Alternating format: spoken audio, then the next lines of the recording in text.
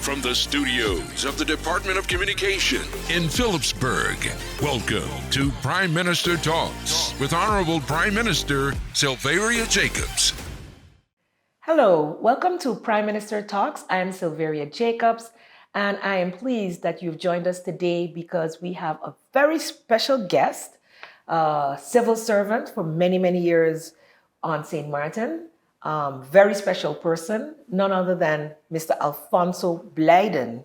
Alfonso, welcome to the program. Thank you for having me. I mean, though I'm not in 100% shape, I could not, delay having this discussion with you another week.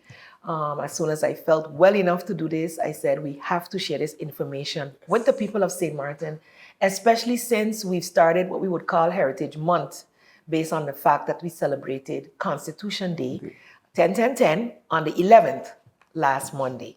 So, Alfonso, tell us, the people of St. Martin, a little bit about yourself, your function, and your biggest passion. Okay, where do I begin? Okay, as you know, my name is Alfonso Blyden and was born in Aruba, came to St. Martin, and it was here in St. Martin that I found out that my true passion is actually where history is concerned, especially the history of St. Martin. I work on the Ministry of General Affairs, but by the Department of Records and Information Management, or DIV, for that matter. I've been working for government for the past 35 years. Wow. And in 2013, not really a change, but I needed something a little more challenging. And in 2013, I started being the application manager for government. Okay. So you mentioned working at what we call DIV, and within DIV, you're able to, let's say, be also a great, I know you're the one I have to call, anything that have to do with the archives. Yes. Archives became actually I started working in 1987, and under the leadership of the late Mr. Duzanzon. And he is the one actually who kind of lit the flame or sparked or piqued my interest or my passion where archiving is concerned, because my background is actually in accounting. Yes, and I left from accounting and jumped into archives. And archiving, it's so diverse, because some people may think it's boring, but there's never a boring moment for me then, because it's always a learning moment for me. Every time I read something, I learn something new. So if we go back to St. Martin's history, you learned a lot about St. Martin's history while working in this department. And there is a wealth of history about St. Martin. It is known that at some point in time, St. Martin, Anguilla, and St. Bart's were one. Yes. And you know that it was millions of years ago, but at the end of the day, the people itself are also still connected, maybe not so much with St. Bart's, but also to some extent. Yes. Tell us a little bit about, give us a little bit of insight into how St. Martin was basically formed. Okay. For that, we'll have to go back to approximately 50 million years ago, because some of the rock formations on St. Martin have been dated 50 million up to years. way back then. Wow. Exactly. But I won't go so far back. We'll go a little more recent. While St. Martin, Anguilla, and St. Bart's were still connected as one. Above water. Yes, above water, because at that point in time, the sea level was about 36 meters lower than what it was and what it is now. Okay. Yes. 36 meters. Yes, lower. Wow. or even in some spots even more. And how they came to that conclusion that it would have been one island is because some of the rock formations that you have in Anguilla and in St. Martin, for example, are the same From the same root or so. same and the same age. And also at that point in time, I always try to remember the name. There was this big rodent that used to roam the area, and the rodent came all the way from, so they say, all the way from Venezuela, and they were supposed to be way back then some kind of land tongue where this rodent crossed over because they found fossils from the same type of rodent in Anguilla and in St. Martin. Right. So then about, give or take, 10,000 years ago, sea level started rising, and so the islands kind of got separated as such. Okay. So what would you say you found in the department where you work that would give any kind of credence to this story? What have I found? Okay, in the department per se, we have some maps, okay, but those maps are from when they were already separated, Right. and it's mostly based on the research that I did from the different islands and the geological formation of the different islands, because back in that time, the 50 million years ago, volcanically, if that's a correct word, it was very active. Oh, okay. So the three islands then, I'm not counting Save Station, but the three islands at that point in time then, they were Pushing up. pushing up. Yes, correct. Yes, as a teacher, I definitely had these discussions with my students as well. And so I know this is sometimes difficult to describe. We've even talked about Pangea, where all of the continents were basically one, and then over then the they have to millions of drift in. years, they drifted apart based on the movements of the Yes, plates. correct. But I think the people of St. Martin will be, of course, a little more interested in our more recent history. A lot of what you hear people saying on the road now is that there is the students are not learning real history, etc. But I think after being in education, there was a lot of information out there, and the curriculum now describes what you should teach. It is actually for educators to actually go out there and find that information and share it.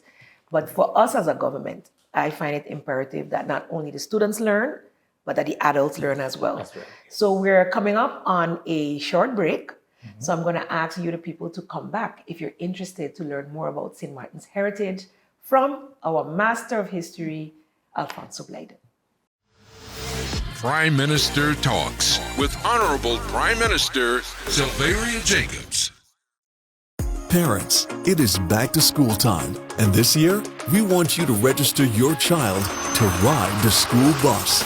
The government of St. Martin is improving the school busing service and reintroducing the use of school bus cards for the new school year. For more information and to register your child, go to stmartingov.org/register and ride. This public service announcement is brought to you by the Ministry of ECYS and the Ministry of TIAT. Prime Minister Talks with Honorable Prime Minister Sylveria Jacobs. Welcome back to Prime Minister Talks. We're here with Alfonso Blyden, Application Manager at the Department of Records and Information, also known as DIV, where you have to book in all your records. And of course, all the records that we have on St. Martin are there. What about St. Martin's history intrigues you the most? I know people will see him posting on Facebook. So I want to know, based on hour-long discussions, what intrigues you the most? Well, if you asked me that a few years ago, I would have told you that where slavery is concerned. But that has changed right now. what intrigues me about our history the most is our oral history. Because that is the type of history you don't get in schools. That is the type of history that Passed on. Your grandmother, your great grandmother, that is what you learn from them. And I've learned so much in the last few months, last 2 years, where St. Martin's oral history is concerned. And you would ask one person a question and ask someone else.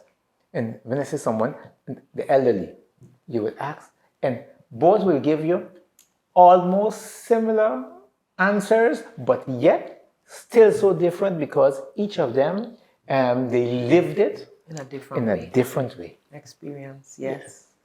I know we started that discussion of our intangible cultural heritage in terms of the stories and recording that. And thanks to Marcelia Henry of UNESCO, a lot of recordings were made.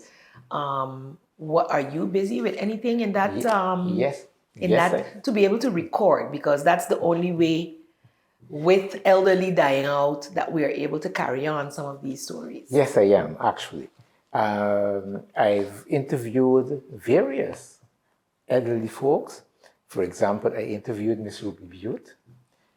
You wouldn't believe this, but I have 105 videos of interviews with Miss Ruby Butte.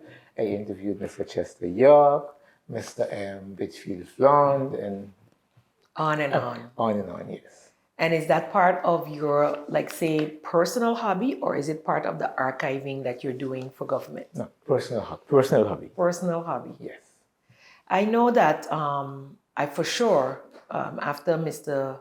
York of Culture Department, Neville York passed, a lot I felt, because we were working on so much to bring this to the fore, a lot was lost. And so it would really be a sin, I think, if any more of our history is lost with the elders.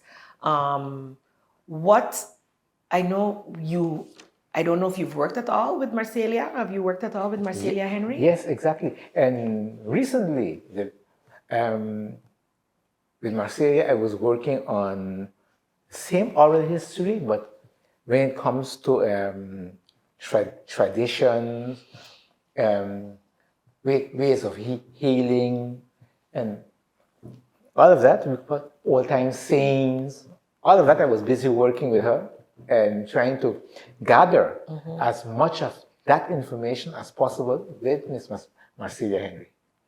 Wow. So how do you see us moving forward to be able to share this information with the people of St. Martin? There's a light at the end of the tunnel.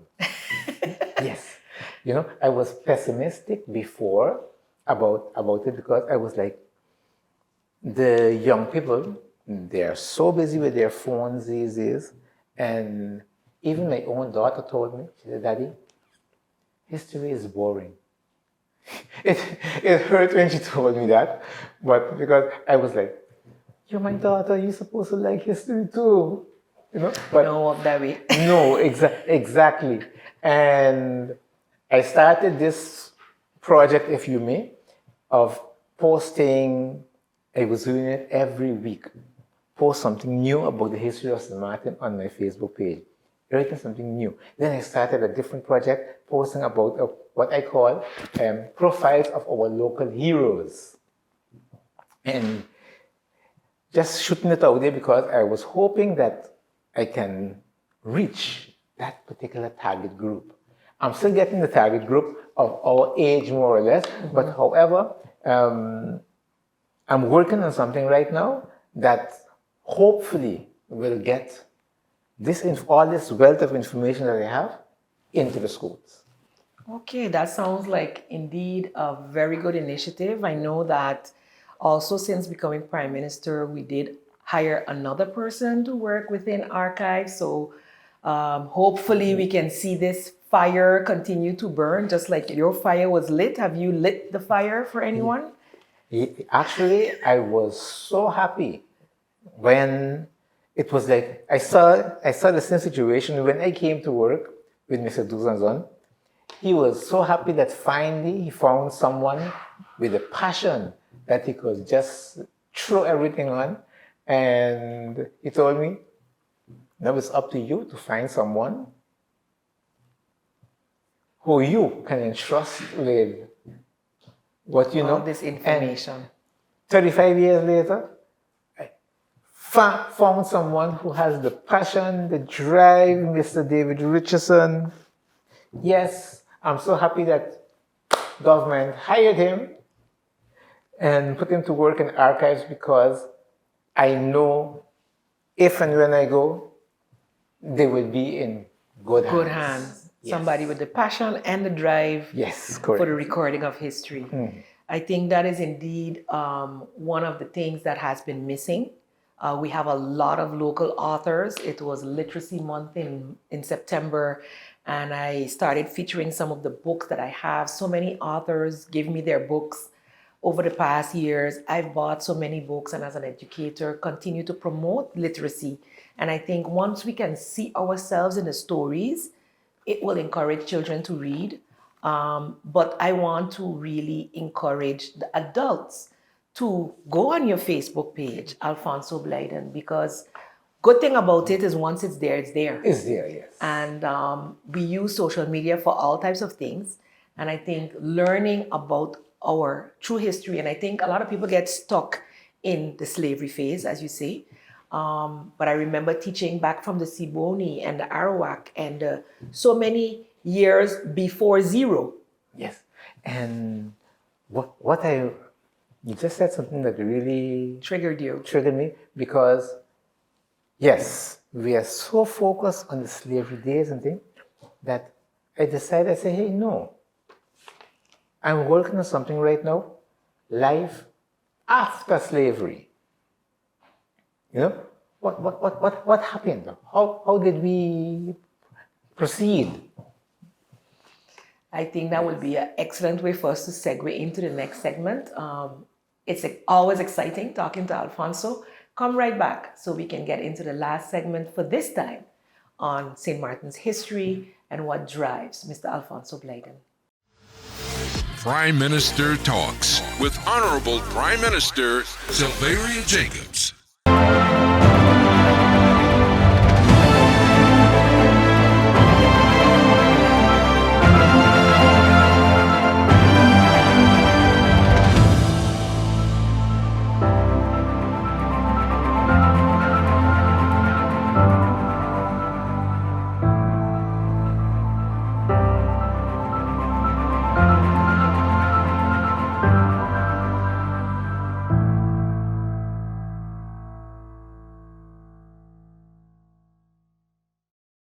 Parents, it is back to school time, and this year, we want you to register your child to ride the school bus. The government of St. Martin is improving the school busing service and reintroducing the use of school bus cards for the new school year. For more information and to register your child, go to stmartingov.org/register and ride. This public service announcement is brought to you by the Ministry of ECYS and the Ministry of TIAT. Prime Minister Talks with Honorable Prime Minister Sylveria Jacobs. St. Martin history, that's what we're discussing here today. I am joined by Mr. Alfonso Blyden.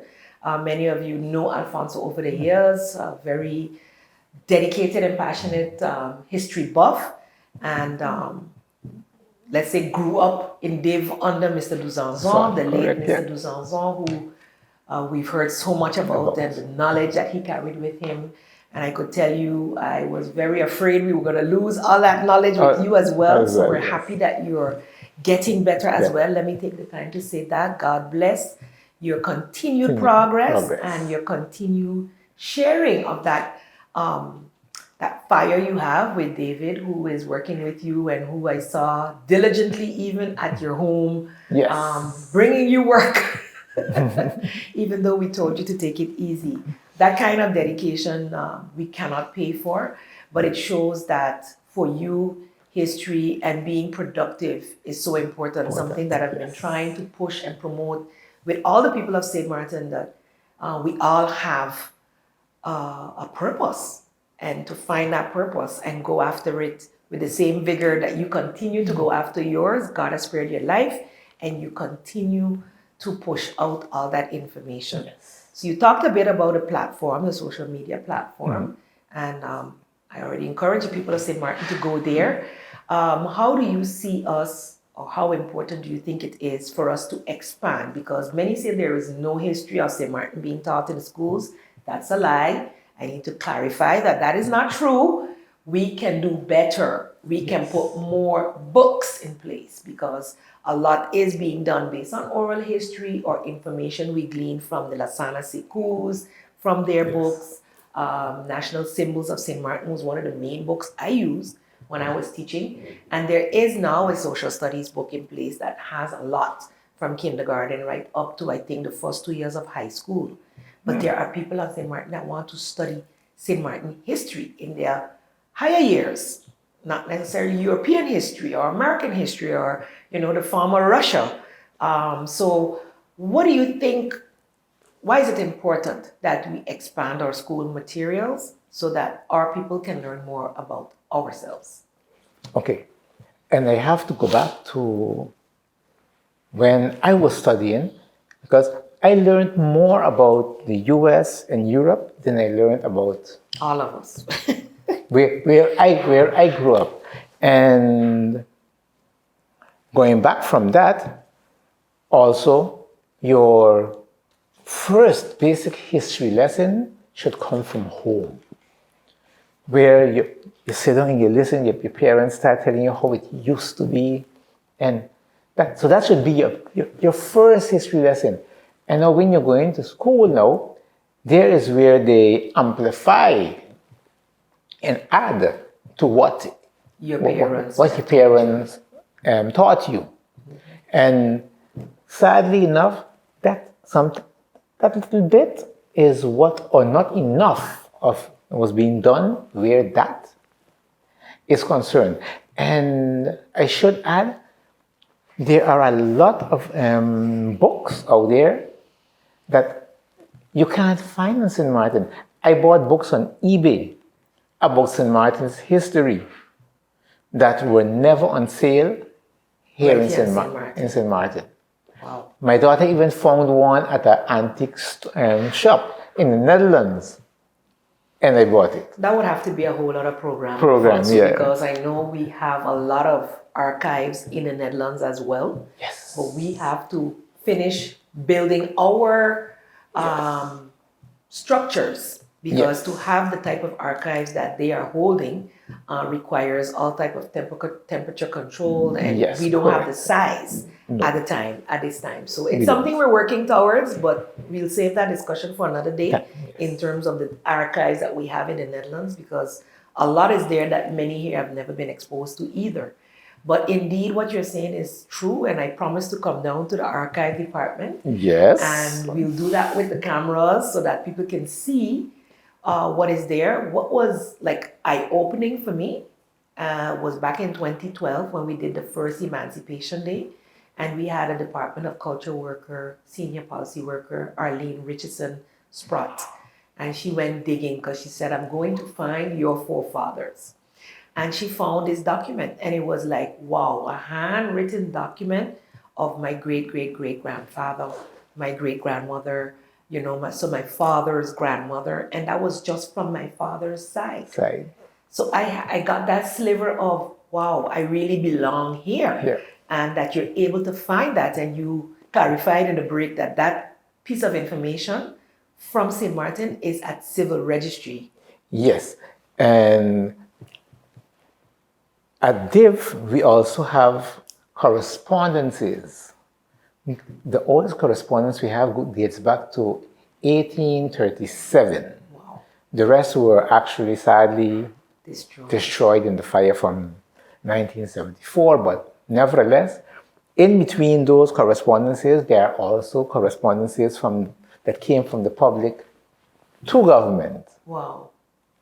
And so forth. So it's possible that there are more correspondences with regards to your descendants. Right. And anybody who has roots on St. Martin would be able to then go and research that type of information to see who, once they had the name of the The person. name of the person, correct, yes. I think that's so interesting and so important. We only have a few minutes left, and I really want to give you some time to say something to the people of St. Martin about your passion. Okay. Let me start out by saying that it is my dream that eventually the awareness for our history just gets into everybody on the island. Because, like we said before, the people tend to say St. Martin don't have the history or not. I can tell you, we have so much history, and while you might think that I know so much,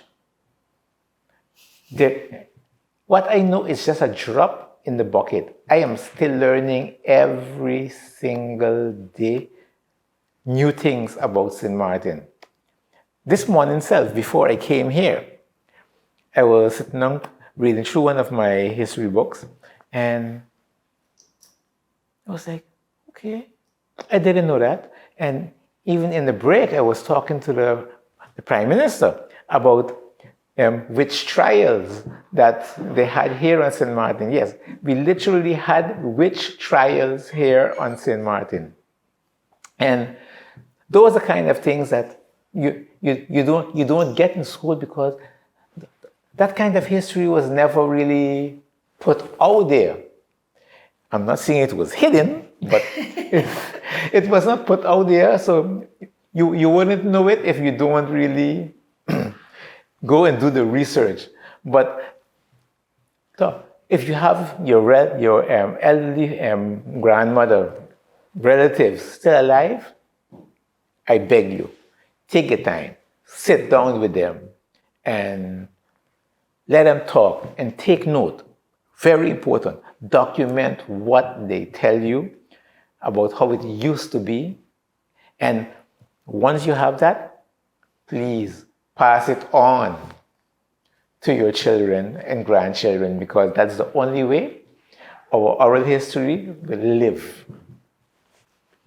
Thank you so much for joining us. Thank you so much, Fonso. I don't know how we're going to do it with the time. We're going to figure it out, because every word that you said there has to be shared with the people of St. Martin. You're a treasure, and we'll definitely have you come back so that we can delve into some of these topics. What's in the archives in the Netherlands, do the tour of the archives downstairs, and we will ensure that we are enlightening the people of St. Martin in the time that we have. Thank you for joining us. This has been Prime Minister Talks. Prime Minister Talks with Honorable Prime Minister Sylveria Jacobs.